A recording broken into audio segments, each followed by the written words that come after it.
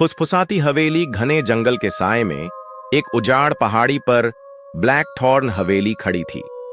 यह हवेली दशकों से वीरान पड़ी थी। लोग कहते थे कि यह घर श्रापित है और इसकी दीवारों में कुछ भयानक छिपा हुआ है। कहानी थी कि जो भी इसमें गया वो या तो वापस नहीं लौटा या फिर कभी पहले जैसा नहीं रहा। एक तूफानी रात भाई बहन एला और ल्यूक अपने दोस्त मेघा के साथ उस हवेली को देखने पहुंचे। डरावनी कहानियों और किशोरों की हिम्मत की वजह से वे यह साबित करना चाहते थे कि यह सिर्फ एक पुरानी खंडहर है, इससे ज्यादा कुछ नहीं। हवेली उनकी आंखों के सामने खड़ी थी। उसकी खिड़कियां किसी काले अंधेरे की तरह और दरवाजा थोड़ा सा खुला हुआ जैसे उन्हें अंदर बुला रहा हो। तूफान तेज हो रहा था और उन्होंने अंदर कदम रखा। उनके टॉर्च की रोशनी धूल भरी दीवारों और मकड़ी के जाल पर कांपते हुए पड़ रही थी। जैसे ही वे मुख्य हॉल में घुसे, एक अजीब सी खामोशी चारों ओर फैल गई। यह खामोशी उनके कानों में चुभने लगी, जिसे सिर्फ हल्की सी फुसफुसाहटें तोड़ रही थीं। तुमने ये सुना? एला ने धीरे से पूछा। यह सिर्फ हवा होगी, ल्यूक ने कहा, लेकिन उसकी आवाज में डर साफ झलक रहा था। वे आगे बढ़े और एक पुरानी बैठक में पहुंचे। वहां एक जर्जर पोर्ट्रेट दीवार पर लटका था, जिसमें एक फीकी गहरी आंखों वाली महिला की तस्वीर थी। ऐसा लगा जैसे वह तस्वीर उन्हें घूर रही हो। मेघा ने डर कर दूसरी ओर देखा, लेकिन तभी उस तस्वीर के कांच पर अचानक दरारें पड़ गईं। आवाज ने सन्नाटे को तोड़ दिया। इसके पहले कि वे कुछ समझ पाते, फुसफुसाहटें फिर से गूंजने लगीं, इस बार ज्यादा तेज और डरावनी। हमें वापस चलना चाहिए, मेघा ने डर से कहा। अभी नहीं, ल्यूक ने जवाब दिया, हालांकि उसकी आंखों में डर साफ दिख रहा था। वे लकड़ी की सीढ़ियां चढ़कर ऊपर पहुंचे, जो हर कदम पर चिड़चिड़ा रही थीं।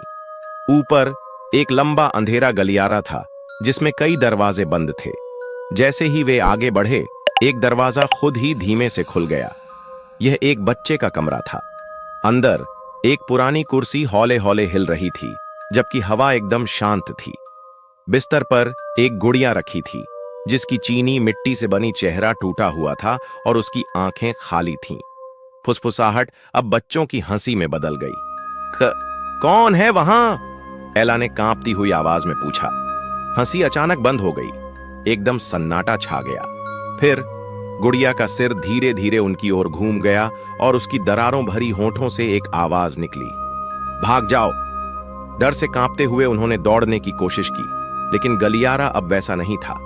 वह अंतहीन हो गया था और दीवारें किसी जीवित चीज की तरह मुड़ने और तिलमिलाने लगी थीं।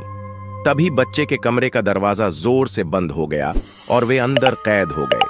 हवा बर्फ जैसी ठंडी हो गई और उनकी सांसें दिखने लगीं। छायाएं कोनों से खिसकते हुए एकत्र होने लगीं। कमरे के एक कोने से वही महिला प्रकट हुई जो पोर्ट्रेट में थी। उसका शरीर आधा पारदर्शी और डरावना था। उसकी आंखें काले गड्ढों जैसी थीं। तुमने गलत जगह पर कदम रखा है, वह फुसफुसाई। कमरा चीखों से भर गया। ये चीखें केवल उनकी नहीं थीं, बल्कि कई आवाजें आपस में गूंज रही थीं। दीवारें जैसे अंदर की ओर सिकुड़ने लगीं और फर्श फटकर एक गहरे काले गड्ढे में बदल गया। ल्यूक ने हिम्मत जुटाकर एक कुर्सी उठाई और खिड़की पर दे मारी। कांच टूट गया। बिना सोचे समझे वे टूटे हुए कांच के रास्ते बाहर कूद गए और घास वाले मैदान पर गिर पड़े। जब उन्होंने पीछे मुड़कर देखा, तो हवेली पूरी तरह शांत और स्थिर खड़ी थी, जैसे कुछ हुआ ही न हो। कुछ हफ्तों बाद एला ने अपने घर में अजीब चीजें महसूस करनी शुरू की। दरवाजे खुद ब खुद खुलते, रात में फुसफुसाहटें सुनाई देती और कोनों में अजीब छायाएं नाचतीं। तब उसे एहसास हुआ कि वे ब्लैक थॉर्न हवेली से बाहर तो आ गए थे, लेकिन वह हवेली उनके पीछे पीछे उनके घर तक आ चुकी थी। अगर आपको यह वीडियो पसंद आए हो तो वीडियो को लाइक करके चैनल को सब्सक्राइब कर दीजिए। हम मिलेंगे आपको नेक्स्ट वीडियो में।